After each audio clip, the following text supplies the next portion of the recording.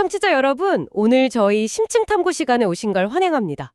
일단 시작하기 전에 한번 상상해 보시죠. 네, 어떤 상황이죠? 여러분이 살던 나라가 완전히 잿더미로 변해버린 거예요. 막 수백 년 된 건물들은 싹 다 불타 없어졌고 소중한 문화재는 약탈당했고요. 끔찍하네요. 그렇죠. 게다가 수만 명의 이웃과 가족들이 바다 건너 적국으로 막 끌려간 상황입니다. 모든 것이 철저하게 파괴된 폐허네요. 맞아요. 이 폐허 위에서 과연 우리는 뭐부터 다시 찾아와야 할까요? 사실 1604년 조선의 상황이 정확히 이러했거든요. 임진왜란과 정유재란이라는 두 차례의 참혹한 전쟁 직후니까요. 네, 그래서 오늘 저희가 깊게 파헤쳐 볼 자료가 바로 이 끔찍한 전쟁 직후에 쓰인 기록입니다. 빼앗긴 사람과 보물을 찾아오라는 약간 불가능해 보이는 임무를 띠고 적국의 심장부로 들어간 한 인물의 기록이죠. 아주 흥미로운 기록이죠. 그리고 또 하나의 자료가 있습니다. 이 여정의 끝에 덩그러니 남겨진 한 폭의 고화, 그러니까 옛날 그림 이미지인데요. 아, 기암괴석 너머로 신비로운 복숭아꽃이 피어난 그 풍경이요? 네, 맞습니다. 대체 이 그림 한 장에 뭐길래 수천 명의 목숨을 구한 그 엄청난 협상의 성공조차 빗바르게 만들었을까요? 오늘 이 치밀했던 1604년의 겨울바다로 곧바로 들어가 보겠습니다. 이 여정의 무게를 온전히 이해하려면요. 먼저 1604년 당시 동아시아를 휩쓸고 간 거대한 폭력의 흔적부터 짚어봐야 합니다. 아까 잠깐 언급했던 임진왜란과 정유재란의 여파 말씀이시죠? 그렇죠. 흔히 전쟁의 피해를 군인들의 전사나 영토 상실 이런 걸로만 생각하기 쉬운데요. 보통은 그렇게 생각하잖아요. 하지만 이 전쟁은 조선의 사회, 문화, 경제의 근간을 그냥 뿌리채 뽑아버린 전례 없는 재난이었습니다. 제가 기록을 보니까 이게 단순히 군사적 충돌이 아니더라고요. 엄청 조직적이고 대규모의 납치와 약탈이 일어났던데? 맞아요. 일본군, 그중에서도 도요토미 히데요시의 군대는 후퇴를 하면서 조선의 우수한 기술력과 문화를 고스란히 훔쳐가려고 했어요. 그래서 그 수많은 민간인들을 끌고 간 거군요. 네, 도공, 활자를 만드는 장인, 건축가, 심지어 글을 아는 학자들까지 수만 명을 포로로 끌고 갔습니다. 오죽하면 이걸 도자기 전쟁이라고 부르는 학자들도 있을 정도니까요. 와, 도자기 전쟁이요? 그냥 사람만 잡아간 게 아니라 국가의 준회를 빼간 거네요. 정확합니다. 그뿐만이 아니에요.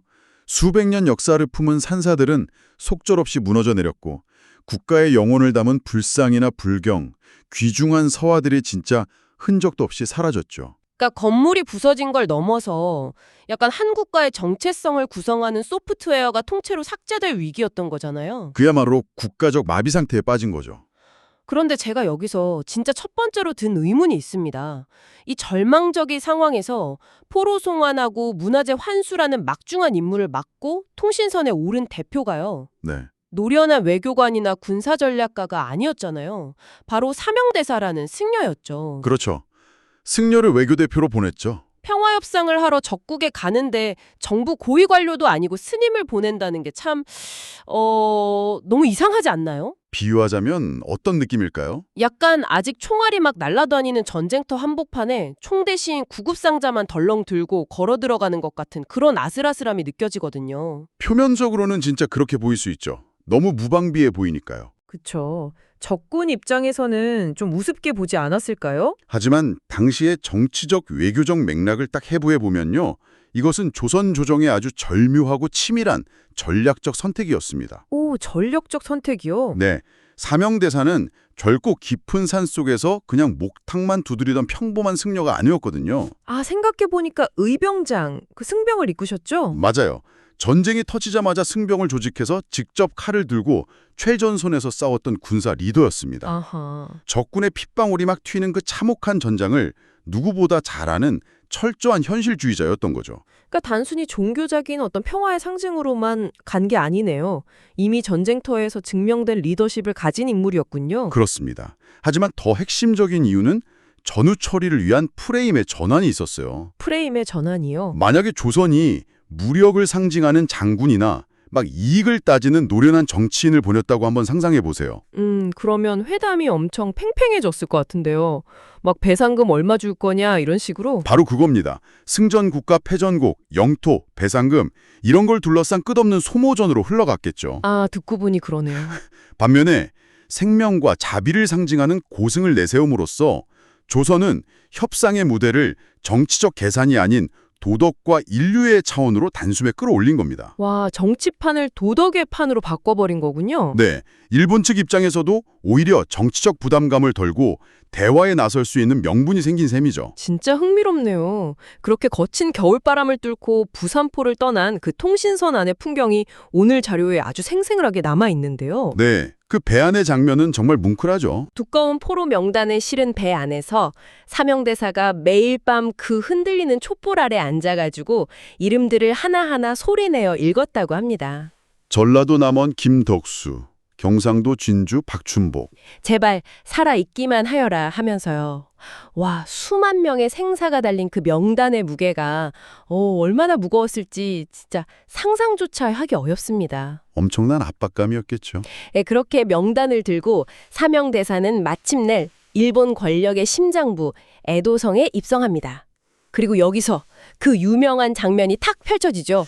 네, 당시 일본은 도쿠가와 이에야스라는 새로운 지배자 아래서 아주 빠르게 안정을 찾아가고 있었거든요. 전쟁을 일으킨 도요토미가 죽고 도쿠가와가 권력을 잡은 상태였죠. 맞습니다. 에도성 회담 날 검은 승복 위에 붉은 가사를 걸친 사명대사가 일본의 최고 권력자 도쿠가와 이에야스와 마주 앉습니다. 와, 숨막히는 순간이네요. 권력의 최정점에 선 이에야스가 특유의 여유로움을 보이면서 인사를 건네죠. 조선의 고승을 만나게 되어 영광이요 라고요. 보통의 외교관이라면 여기서 적당히 예의를 갖추면서 날씨 이야기나 덕담으로 분위기를 풀었을 거잖아요. 네, 외교적 수사를 썼겠죠. 그런데 사명대사는 곧바로 진짜 비수 같은 한마디를 꽂아 넣습니다. 전쟁은 끝났으나 백성들의 눈물은 아직 끝나지 않았습니다. 와, 아주 강렬한 도입부입니다. 그러니까요. 승전의 여유를 부리는 최고 권력자 앞에서 조금의 위축도 없이 인간의 보편적 고통이라는 그 가장 아픈 곳을 직설적으로 찔러버린 거죠.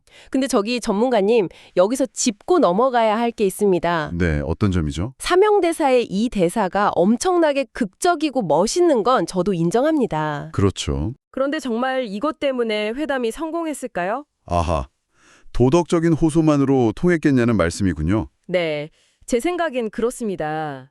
그 도쿠가와 이에야스가 수많은 배신, 암투, 피비린내 나는 내전을 다 거치고 천하를 통일한 진짜 냉혹한 권력자잖아요. 엄청난 실용주의자이자 군벌이었죠. 그런 사람이 갑자기 스님의 그 감성적인 호소 한마디에 막 찔끔해서 양심의 가책을 느끼고 수천 명을 돌려보냈다. 솔직히 이거 역사적 현실이라기엔 너무 아름답게 포장된 동화 아닌가요? 아주 예리한 지적이십니다. 사실 역사에서 순수한 도덕적 감동만으로 거대한 외교적 양보가 일어나는 경우는 거의 없거든요. 제 말이 그 말입니다. 뒷배경이 있었겠죠. 사명대사의 호소가 강력했던 것은 분명한 사실이지만 도쿠가와가 실제로 움직인 진짜 이유는 당시 일본의 복잡한 지정학적 현실에 있었어요. 지정학적 현실이요? 아까 도쿠가와가 최고 권력자가 된 상황이라고 하시지 않았나요? 네, 최고 권력의 자리에 오르긴 했죠. 하지만 아직 완벽하게 안착한 상태가 아니었습니다. 아, 반대 세력이 남아있었나요? 맞아요.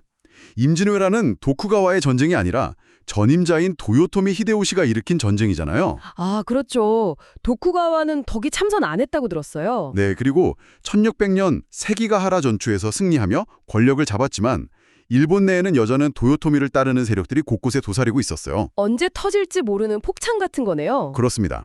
그래서 도쿠가와에게 가장 시급한 과제는 자신이 도요토미와는 다른 일본의 진정한 평화를 거저올 합법적이고 정당한 새로운 지배자임을 대내외적으로 증명하는 거였어요. 아하, 그러니까 조선과의 관계를 정상화하는 게 도쿠가와 자신의 어떤 정치적 입지를 다지는 데 필수적이었다는 거군요. 정확합니다. 명나라와 조선이라는 동아시아 기존 세계 질서로부터 인정을 받지 못하면 그의 에도 막부는 그냥 반쪽짜리 정권에 불과했거든요. 국제적 승인이 필요했던 거네요. 게다가 전쟁을 끝내고 평화를 구축하는 모습을 딱 보여주면 전쟁광이었던 도요토미 세력을 정치적으로 완전히 고립시킬 수도 있었죠. 와, 일석이조네요.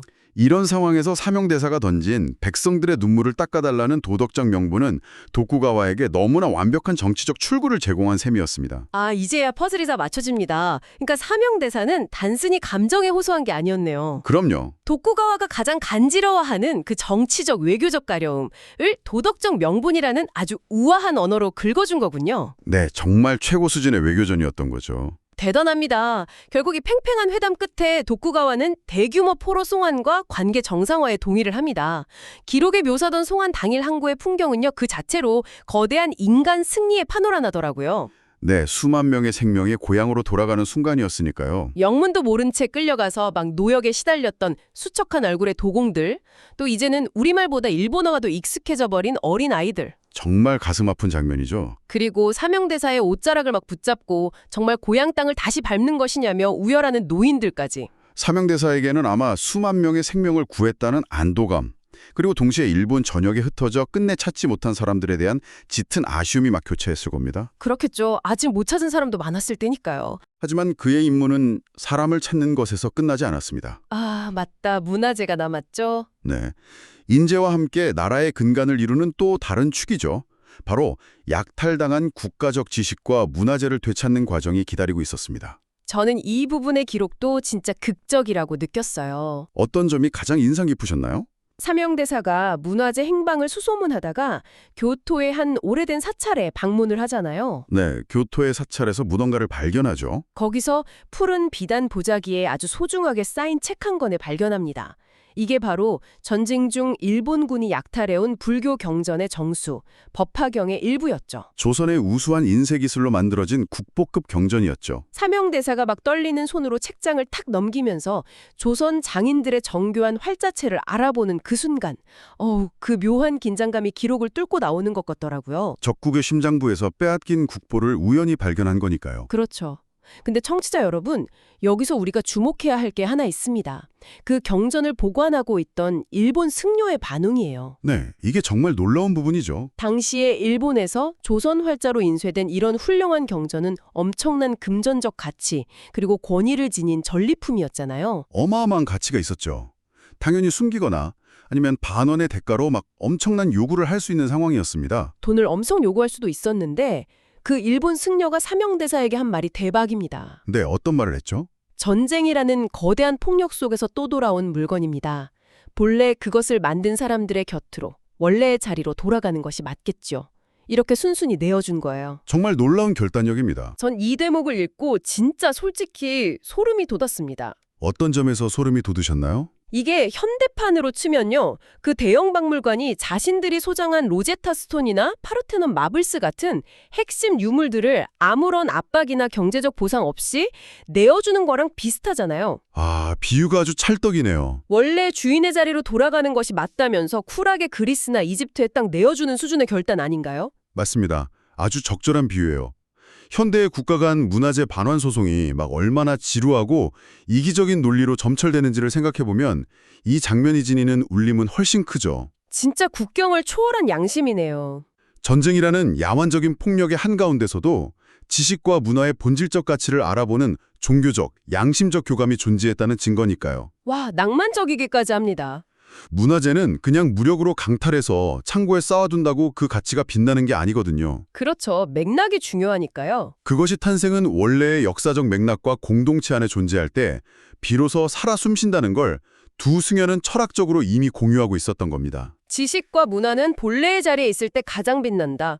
멋진 말이네요. 자, 포로 송환에 이어서 국보급 경전까지 되찾았으니 솔직히 이쯤 되면 이 외교 미션은 100점 만점에 200점을 줘도 모자랄 대성공입니다. 엄청난 업적이죠. 하지만 여러분, 오늘 저희 심층 탐구에서 가장 충격적인 반전은 바로 여기서 시작됩니다. 네, 아직 끝난 게 아니죠. 이토록 완벽해 보이는 성공적인 여정 끝에 사명대사의 마음을 진짜 텅 비게 만든 단 하나의 지독한 상실이 남아 있었으니까요. 오늘 저희가 분석하고 있는 그 고화 이미지, 그 그림에 대한 이야기로 넘어가 보겠습니다. 일본 전역의 다이묘 창고와 사찰을 샅샅이 뒤지며 찾고자 했던 단 하나의 물건이 있었습니다. 그게 바로 안견의 그림이었죠. 맞습니다. 전쟁 이전부터 행방이 묘연해진 전설의 명작, 바로 몽유도 원도였습니다. 자, 청취자 여러분도 저희랑 같이 이 그림을 머릿속에 한번 그려보셨으면 좋겠습니다. 세월의 흔적이 묻어나는 낡은 비단 바탕이고요. 네, 시선을 먼저 왼쪽으로 두면요. 네, 마치 날카로운 짐승의 이빨처럼 우뚝 솟은 거칠고 험준한 기암괴석들이 화면을 압도적으로 꽉 채우고 있습니다. 흑백의 묵선이 주는 차갑고 서늘한 긴장감. 뭔가 숨이 턱 막힐 듯한 가혹한 현실의 무게가 팍 느껴지죠. 맞아요. 그런데 그 날카로운 바위산의 능선을 따라서 시선을 오른쪽으로 천천히 옮기면요. 분위기가 기적처럼 다 반전됩니다. 거친 바위의 장막 뒤로 새로운 세상이 나오죠. 네, 믿을 수 없을 만큼 부드럽고 몽환적인 평원이 아스란히 펼쳐집니다. 옅은 붉은빛이 맴도는 수많은 복숭아꽃이 막 흐드러지게 피어있는 진짜 평화롭고 따뜻한 신선들의 세계예요. 화면의 좌측에서 우측으로 이동하면서 점진적으로 전개되는 구조, 그리고 날카로운 현실과 부드러운 이상향의 극적인 시각적 대비를 보여주죠. 와, 그림만 봐도 감탄이 나옵니다. 이 그림은 단순한 산수화가 아닙니다. 1447년 안평대군이 꿈에서 본 무릉도원을 당대 최고의 화가 안견이 단 3일 만에 그려낸 걸작이죠. 3일 만에요. 천재네요. 게다가 이 그림의 가치는 시각적인 아름다움에만 있는 게 아니에요. 아, 그 옆에 글씨들 말씀하시는 거죠? 네, 그림 양옆으로 당대 조선을 대표하는 학자와 문인 20여 명이 직접 쓴 시와 글이 빼곡히 덧붙어 있거든요. 그림 하나에 당대 최고의 지성 20명의 글이 무슨 다큐멘터리처럼 다 결합되어 있다니. 이건 뭐 한 개인의 예술품을 넘어서 15세기 조선의 지적, 철학적 역량이 총동원된 타임캡슐이네요. 정확한 표현입니다. 타임캡슐이죠. 그런데 전문가님, 아무리 훌륭한 타임캡슐이라고 해도 솔직히 좀 궁금증이 남거든요. 어떤 부분이죠? 사명대사는 이미 수만 명의 백성을 그 지옥에서 구출했고 소중한 경전까지 챙겼잖아요. 국가의 재건을 위해 가장 중요한 인적 자원과 데이터를 다 확보한 셈인데 할 일을 다 한 것 같은데 말이죠. 네, 그런데 왜 이 그림 한 점을 찾지 못했다고 해서 그토록 깊은 절망을 느껴야만 했을까요? 그 질문의 답은요. 몽유도원도가 당시 조선 사람들에게 상징했던 정서적 본질에 있습니다. 정서적 본질이요? 앞서 호스트님께서 기암괴석과 복숭아꽃의 대비를 아주 잘 묘사해 주셨는데요. 1604년 그 참혹한 전후의 시각에서 이 그림을 다시 딱 바라보면 그 의미가 완전히 달라집니다. 아, 어떻게 달라지나요? 날카롭고 험준한 기암괴석은 그들이 온몸으로 통과해낸 7년간의 피비린내 나는 참혹한 전쟁의 형실을 상징하게 되고요. 아하, 지옥 같은 현실. 그리고 그 너머에 흐드러진 복숭아꽃밭은 전쟁이 일어나기 전 조선이 간직했던 순수한 아름다움, 지적인 평화, 그리고 그들이 영원히 잃어버린 완벽한 이상향을 의미하게 된 것이죠. 아, 그러니까 잃어버린 평화의 시각적 증거물이었던 셈이군요. 그렇습니다. 사명대사는 이 그림을 찾기 위해 정말 필사적으로 매달렸어요. 하지만 못 찾았잖아요. 네, 큐슈의 어느 영주가 숨겨두었더라. 이미 전란 중에 불타 재가 되었더라. 에도의 한 상인이 은밀히 거래했다더라. 이런 헛소문만 무성할 뿐이었죠. 소문만 무성하고 실체는 없고. 유일한 단서는 교토의 한 노승이 남긴 증언뿐이었어요. 기암괴석 너머로 붉은 복숭아꽃이 피어있는 신선의 세계를 그린 그림을 누군가 은밀히 자랑하는 걸 본 적이 있다. 아, 누군가 가지고 있긴 했나 보네요. 하지만 끝내 실체를 찾을 수는 없었죠. 마침내 귀국을 앞둔 겨울의 새벽, 항구. 거친 바닷바람에 붉은 가사를 휘날리면서 일본 땅을 바라보는 사명대사의 탄식이 오늘 자료에 기록되어 있습니다. 네, 아주 가슴 아픈 문장이죠. 사람은 돌아오는데 꿈은 아직 돌아오지 못하는구나. 이 짧은 문장 안에 담긴 씁쓸함의 정체가 이제야 좀 선명하게 이해가 됩니다. 물리적인 육체인 사람은 고향으로 무사히 귀환하게 되었죠.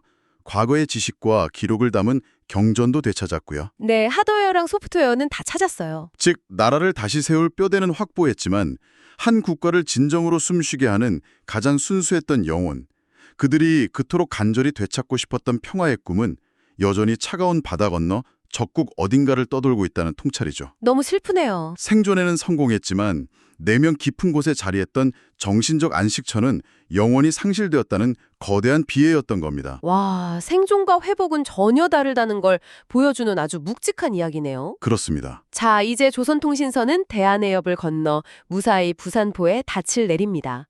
항구는 기적적으로 살아 돌아온 가족을 얼싸안고 막 짐승처럼 울부짖는 백성들의 오열로 가득 찼겠죠. 눈물바다가 되었을 겁니다. 지옥의 아가리에서 수천 명을 빼내온 사명대사는 그 혼란스러운 환희의 한가운데 서서 조용히 푸른 비단에 쌓인 경전상자를 어루만졌을 겁니다. 우리 삶의 터전이 불타고 무너졌지만 그들이 우리의 모든 것을 완벽하게 앗아가지는 못했다라고요. 네, 우리는 다시 시작할 수 있다는 숭고한 의지였겠죠.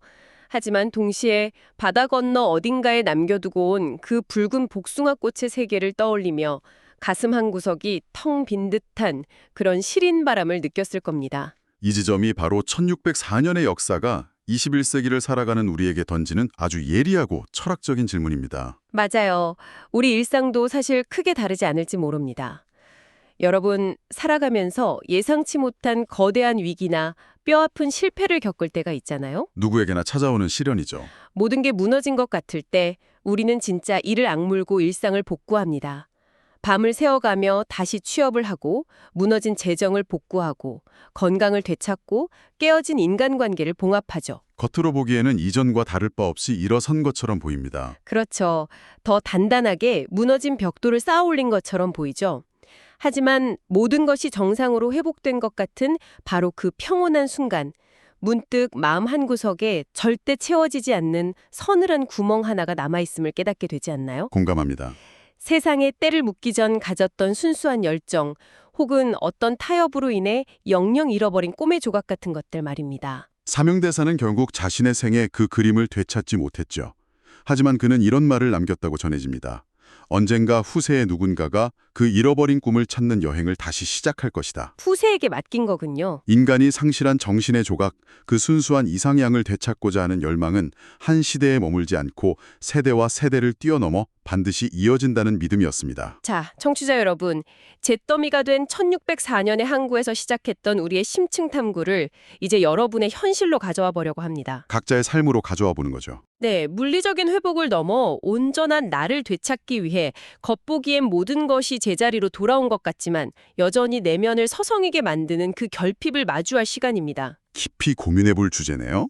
여러분의 삶에서 혹은 지금의 이 치열한 경쟁 사회 속에서 여전히 저 차가운 바다 건너를 떠들며 누군가 다시 찾아주기를 간절히 기다리고 있는 여러분만의 목류도원도는 무엇입니까? 한 번쯤 스스로에게 물어봐야 할 질문입니다. 기암괴석 같은 현실 넘어 붉게 피어나던 그 복숭아꽃의 꿈을 찾는 여정은 어쩌면 이 방송이 끝나는 바로 지금부터 시작되어야 할지도 모르겠습니다. 오늘 이야기가 여러분의 마음속에 오래 남기를 바랍니다.